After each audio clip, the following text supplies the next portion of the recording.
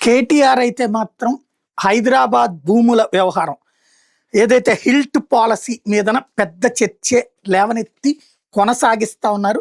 Right చేస్తున్నటువంటి ప్రశ్నలు ఆషామాషి కాదు.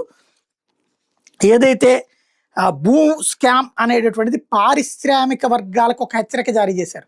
ఎవరైనా ఆ భూములు అమ్ముకుంటే ప్రభుత్వం వైపు నుంచి కన్వర్షన్ చేసుకుంటే ఆ తర్వాత తీవ్ర పరిణామాలు ఎదురవుతాయని హెచ్చరించుకొచ్చారు. అట్లాగే గ్రీన్ ఇండస్ట్రీకి మేము ఎప్పటికీ వ్యతిరేకం కాదు.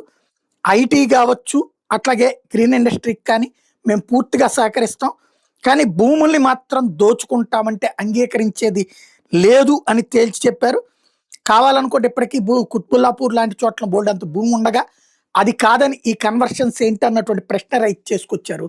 ఏదైతే 1,00,000 కోట్ల రూపాయలు దోపిడీ చేయడానికి కాదు 5 లక్షల కోట్ల రూపాయల దోపిడీకి స్కెచ్ అన్నటువంటి పాయింట్ని కేటీఆర్ రైట్ చేస్తుంటే, మహేష్ గౌడ్ నగరంలో పరిశ్రమలతో కాలుష్యం లేకుండా బయటికి చర్య తీసుకుంటే మీరెందుకు ఇలా చేస్తున్నారు అన్నటువంటి పాయింట్ని రైట్ చేసుకొస్తున్నారు. ప్రజలు దేన్ని అర్థం చేసుకుంటారో చూడాలి.